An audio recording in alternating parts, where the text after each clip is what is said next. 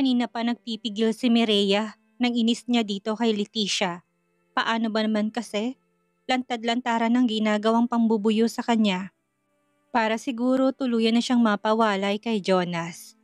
Well, iisipin niya na lang ngayon na natatakot marahil ang bruha na baka muli niyang balikan si Jonas. Manigas sila.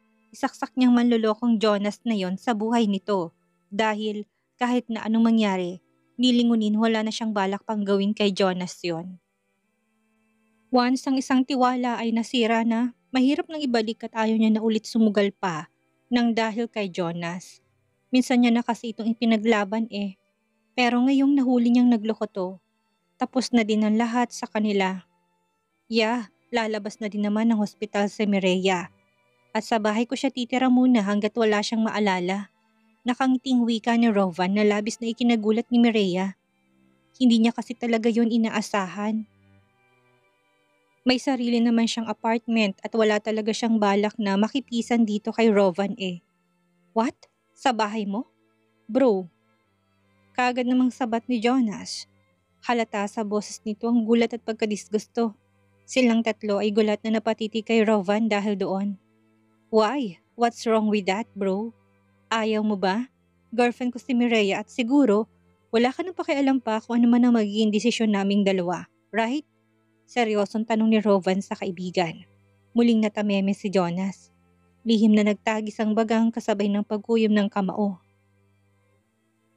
Ang akala niya kasi talaga kanina ay ayos na nagkasundo na silang dalawa ni Rovan pero ano na naman to? Bakit may ganito na namang senaryo? Talaga bang plano ni Rovan na tuluyang agawin sa kanya si Mireya? To hell with that. Ang babaeng matagal niyang iningatan ay mukhang ang kaibigan niya pa yatang makikinabang ah. Well, no. Hindi siya papayag. Hindi pwedeng basta na lang siyang traidorin ni Rovan. Malinaw ang usapan nila kanina na hindi nito kakantihin si Mireya eh. Hindi naman sa ganun bro. Nag-aalala lang ako na baka malaman nila ito ni tita lalo na at hindi mo pa naipapakilala si Mireya sa kanila, hindi ba? Palusot na sagot ni Jonas sa kaibigan. Well, thank you sa concern mo bro, but you know naman with my mom and dad. Wala silang pakialam kung sino man ang babaeng mapupusuan ko.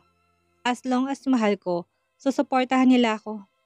Ang isipin mo ikaw, baka mamaya kapag malaman nila tita at tito, na girlfriend mo sarili mong secretary, baka bigla na naman silang magwalat sugurin at saktan si Leticia. You should protect your girlfriend bro, no matter what. Nakangising sagot ni Rovan sa kaibigan. Hindi naman mapigilan ni Jonas na maikuyom ang kamao niya. Alam niya kasi na pinapatamaan siya na kaibigan niya talaga namang sapul siya doon. Tagos yun hanggang kaluluwa niya dahil alam niyang aware si Rovan na hindi boto ang sarili niyang ina kay Mireya noon pa man. Of course, I will protect my girlfriend no matter what happened. Kaya kung sino man ang lalaking gustong agawin siya, hindi ko mapapayagan yun. Mine is mine at walang sino man ang pwedeng umagaw sa akin nun. Sagot niya kay Rovan. Gusto niya sanang itanim sa utak ng kaibigan niya na kung may balak itong tuluyang gawing pag-aari si Mireya, mag-isip-isip siya dahil hindi talaga pwede. Hindi niya mapapayagan yun. For the sake na lang sana sa kanilang pagkakaibigan. Sana hindi gagawa ng mga bagay si Rovan na makakasira sa pagiging magkaibigan nila. We have same point of view bro. Hindi din ako papayag na may isang lalaki bigla na lang dumating at agawin sa akin si Mireya. She's mine at simula na naging girlfriend ko siya. Inangkin ko ng akin na siya. Seryosong sagot naman ni Rovan kay Jonas. Ayaw niyang patalo. Gusto niyang ipahayag kay Jonas. So simpleng pananalita niyang yun kung gaano siya kaseryoso kay Mireya ngayon. Alam niyang nag-uumpisa na namang uminit ang ulo ng kaibigan niya at balak niya pang painitin yung ngayon. Gusto niyang subukan kung hanggang saan ang kaya nitong magpasensya. Han, mag-uusap na lang ba tayo dito? Akala ko ba asikasuhin mo ng paglabas ko? Bilisan mo na kasi naiinip na din ako dito eh. Si Mireya. Hindi niya na din napigilan pa ang sumabat sa pag-uusap ng dalawa. Alam niya kasi nagkakainitan na eh. Kung hindi pa siya papasok sa eksena, baka mamalayan niya na lang na nagkasuntukan ng dalawa, which is ayaw niya namang mangyari. Of course, Lalabas ka ngayon, Han. May auction tayong dadaluhan mamaya at alam ko mag-e-enjoy ka. Masuyong sagot naman ni Rovan kay Mireya. Pagkatapos noon, binalingan niya ng tingin si Jonas at seryosong nagsalita. Hindi pa kayo aalis? Pwede niyo na kaming iwan dito. Okay na si Mireya. No fractured, no serious injury, kaya ipagpalagay niyo na kalooban niyo. See you na lang sa auction mamaya. Okay, we have to go now. But bro please, huwag mong kalimutan ang usapan natin. Alam mo na siguro kung anong mararamdaman ko kung sakali may mga bagay na mangyayari na taliwas sa gusto ko, hindi ba? Seryosong pahabol namang wika ni Jonas sa kaibigan. Bro, hintay na lang natin ang susunod na pangyayari. Wala akong ipinangako sa'yo kaya wala kang dapat na ipaalala sa akin. Seryosong sagot naman ni Rovan.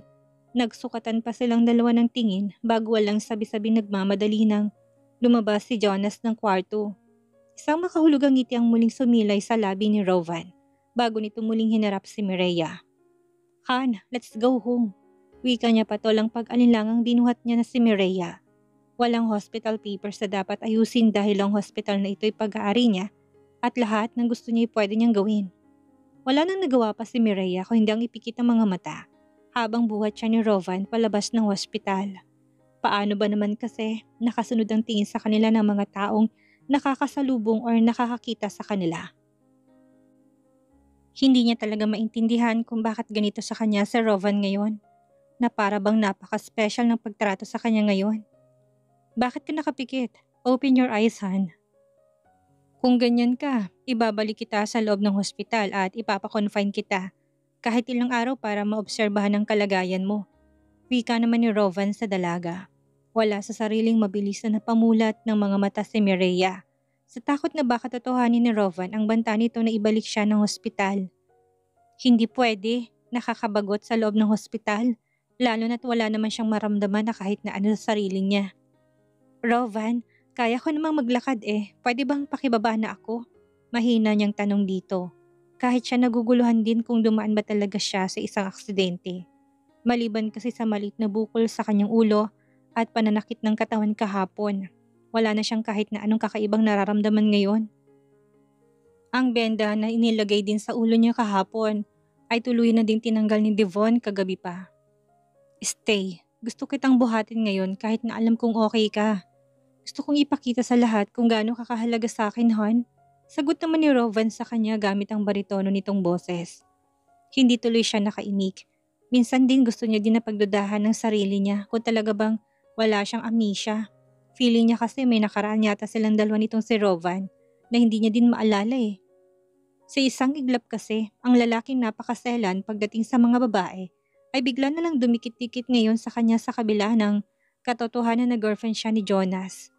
And besides, ano bang ikinakahiya mo?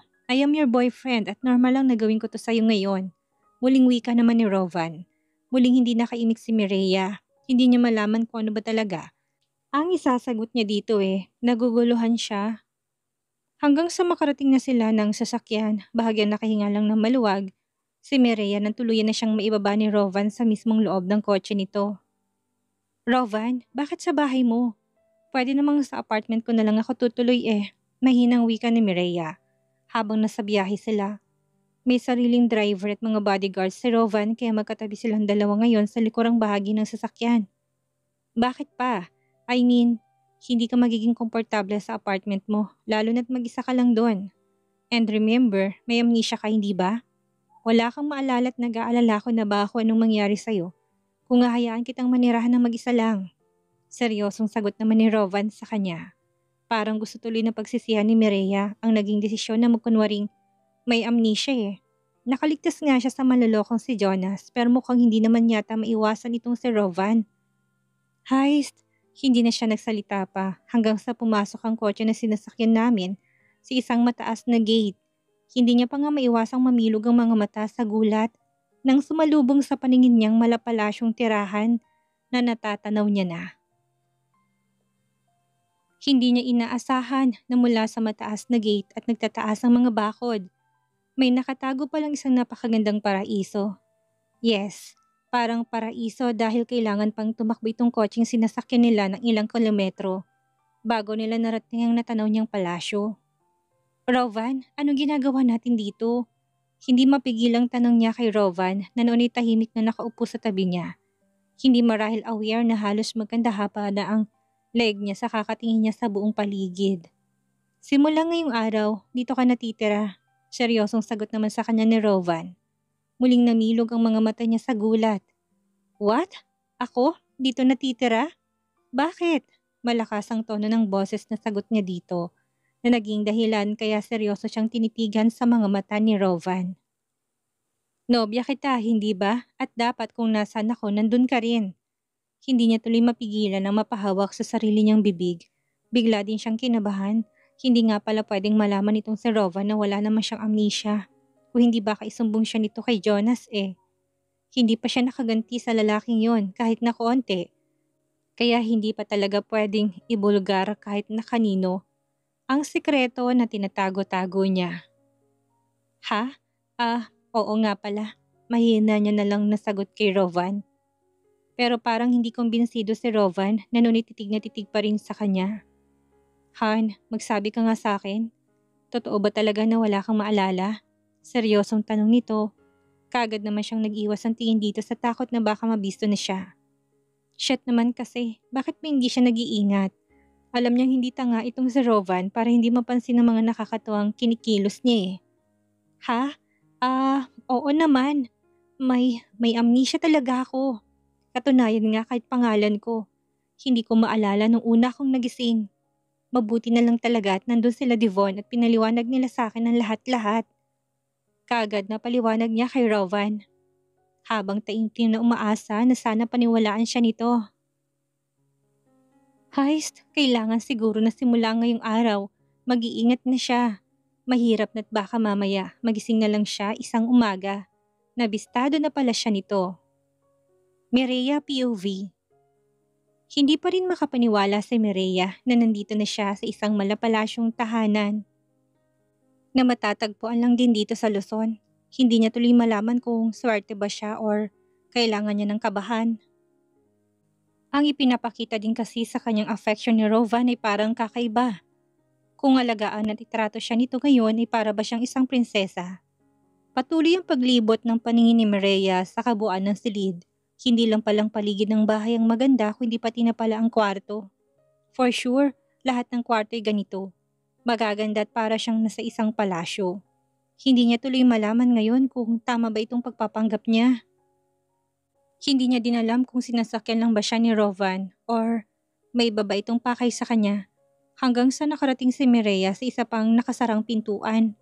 Dahan-dahan niyang binuksan yon at kaagad na nanlaki ang mga mata niya sa gulat nang tumambad sa kanya ang isang walk-in closet. Dahan-dahan siyang pumasok at halos mga tugpatituhod niya dahil sa mga nakita. Mga damit, iba't ibang mga damit na pambabae, pati na rin ang mga sapatos at mga bags. Para tuloy siyang nasa loob ng department store dahil sa dami nito. Lahat iba't ibang disenyo at lahat puro magaganda. Kaninong kwarto to? Hindi niya pa nga mapigilang bulong sa kanyang sarili. Hanggang sa dumakong paningin niya sa bandang dulo. Muling nalaki ang mga mata niya nang tumambad sa paningin niyang isang vanity mirror. Kung saan sa mga estante noon ay may mga nakapatong na iba't ibang klaseng mga pampaganda at mga pabango. Parang isang panaginip ang lahat. Para siyang nasa isang pangarap lang na silid. Yes, pangarap naman talaga dahil pangarap niya ito na kahit na sinong mga kababaihang kagaya niya. Shucks, bakit kaya dito siya dinala kanina ni Rovan? Kanina bang kwarto to? Lumapit siya sa vanity mirror at pinakatitigan niyang kanyang sariling refleksyon sa salamin. Kung tutuusin, base sa itsura niya ngayon parang hindi talaga siya dumaan sa matinding aksidente. Ayos na ayos siya. Walang galos pero kung makapagkunwari siya na may amnesia, wagas. Nandito ka lang pala. Do you like it? Nasa ganong wisyo siya nang marinig niyang baritonong boses ni Rovan. Wala sa sarili na palingon siya at halos kapusin siya sa paghinga nang tumambad sa mga mata niya. Ang gwapo nitong aura. Naka-cotton shorts lang ito at simpleng puting t-shirt na lalong nagpalutang yata sa angking kagapuhan. Rovan, kaninong kwarto to? Mahina akong tanong dito, habang kaagad na nag-iwas ng tingin dito. Paano ba naman kasi may nakita na naman siyang kakaiba sa mga mata nito habang nakatitig sa kanya. Dahan-dahan din itong naglakad palapit sa kanya kaya naman hindi niya mapigilan na makaramdam ng pagkailang. Mireya, relax. Si Rovan lang yan. Si Rovan lang yan kaya hindi pwedeng ganyan ka na para kang isang teenager na nakitang yung crush. Palihim niya pang ang saway sa kanyang sarili. Broken-hearted siya at hindi pa siya pwedeng magkagusto or magka-crush kahit na kanino. Hindi pwede, nakakahiya yun. Yours. This room is yours, Han. Nakalimutan mo na ba? Hindi mo maalala? Nakangising sagot naman sa kanya ni Rovan. Lalo siyang naguluhan. Kanya? Kanya daw ang kwartong ito? Gosh, bakit kailangan magsinungaling itong si Rovan sa kanya ngayon? Bakit kailangan siyang papaniwalain sa isang bagay na malinaw naman niyang naalalang lahat-lahat? Never nga siya nitong pinapansin nun eh. Ngayon lang din siya nakaapak sa bahay na ito, kaya imposible talaga. Bakit pa may mga bagay na sinisiksik sa utak niya si Rovan na never namang nangyari noon? Feel free to use everything inside this closet, Han. This is all yours. Muli nitong bigkas. Tuluyan na itong nakalapit sa kanya, kaya naman hindi niya mapigilan ang mapatingala, lalo nang hawakan nito ang ilalim ng kanyang baba. Nagtagpo ang kanilang mga paningin ng ilang saglit hanggang sa halos maduling si Mireya. Nang mapansin niyang dahan-dahan nang bumaba ang mukha nitong si Rovan patungo sa kanyang mukha. Supposed to be iiwas siya, hindi ba? Nagkukunwari lang naman siya na may amnesia at malinaw sa isipan niya na hindi si Rovan ang boyfriend niya, kung hindi si Jonas. Pero wala siyang ginawa. Ang malandi niyang labi ay para bang excited pa na matikman ulit ang labi ni Rovan. Hanggang sayo na nga, nagtagpo ng kanilang mga labi. Otomatiko din na napapikit ang kanyang taksil na mga mata para namnamin ang halik na iginagawad sa kanya ngayon ni Rovan. Ang malambot at mainit itong labi ramdam na ramdam niya. Para siyang nahihibang sa sarap at para siyang nakalutang sa alapaap. Hanggang sa hindi niya na kayang kontrolin pa ang sarili niya. Kusa na ding gumalaw ang labi niya at tinutugon niya ng halik na yon ni Rovan. Kasabay ng pangungunyapit niya sa leeg nito gamit ang dalawa niyang kamay. Shit, bahala na kung naging malandi man siya ngayon dahil never niya itong ginawa dati kay Jonas. Sa loob ng 3 taong magkarelasyon silang dalawa ni Jonas. Smack sa labi at halik lang sa pisngi ang namamagitan sa kanilang dalawa. Pero dito kay Rovan, halos lamunin itong kanyang bibig. Mas masarap palang ganitong halikan. Yung tipong nagpapalitan na kayo ng laway. Shit, ang landi niya na yata ah. Sobrang landi niya na sa lalaking hindi niya naman nobyo. Hindi mapigilan ni Mireya na mapasinghap nang maramdaman niyang isang palad ni Rovan at dahil sa pagkataranta, wala sa sariling naitulak niya si Rovan na siyang dahilan kaya naman ang kanilang magkalapat na labi kani-kanina lang ay biglang nawalay. Anong ginagawa mo? Mahinang tanong ni Mireya kay Rovan. Ramdam niyang pag-iinit ng kanyang pisngi dahil sa sobrang kahihiyan. Paano niya naaatim na makipaglaplapan sa isang lalaki na hindi niya naman nobyo? Ano nga bang ginagawa ko, Han? May amnesia ka't wala kang maalala at normal lang sa atin ang gawin ito. Nakangiting sagot naman sa kanya ni Rovan. Hindi niya mapigilan ang mapalunok ng sarili niyang laway. Heto na naman siya, ang lalaking ito'y ganun palaging katiwiran sa kanya. Na normal lang daw ang lahat-lahat. Ano ba? Lahat normal na lang? Gayong hindi naman totoo. At saka virgin pa siya at mukhang delikado yata siya dito kay Rovan eh. Palagi na lang kasi itong mapusok. Ganun ba? Sorry Han, hindi ko kasi maalala eh. Mahina niya ang sagot dito. Heist, gusto niya nang lumabas sa pagkukunwari at sabihin dito na wala naman talaga siyang amnesia. Pero paano nga ba? Baka mamaya ay sumbong siya nito kay Jonas eh. Paano nang balak niyang paghihigante? Han, mamili ka ng damit na isusuot mo para mamaya. Kailangan nating pumunta ng auction na alam ko mag-e-enjoy ka. Nakangiti nitong muling wika. Pilit na din siyang ngumiti. Wala siyang choice kundi ang muling ilibot ang tingin sa buong paligid bago muling hinarap si Rovan. Alin bang may isa-suggest mo, Han? Sorry pero hindi ko kasi alam ang gusto kong isuot eh. Ang dami kasi mga damit na yan at hindi ko alam kung alin ang pipiliin. Sagot niya din naman kaagad dito. Ako nang bahala sa'yo, Han. Akong pipili ng para sa'yo. Nakangiting sagot nito. Naglakad ito patungo sa mga nakahilerang mga long gown hanggang sa kumuha to ng isa. Isa yung elegant luxury light pink off-shoulder sleeve with high slit. Kapansin-pansin ng mga nagkikintabang mga bato, siya nasabing kasuotan na para bang mga mumunting mga diamante. Ito ang isuot mo ngayon, Han.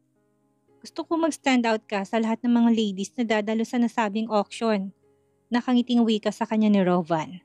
Hindi siya nakaimik. Napakaganda ng nasabing gown at duda siya kung mabibigyan niya ba ito ng justice kapag may isuot niya na. Hindi niya alam basta magulong utak niya dahil sa mga nangyari.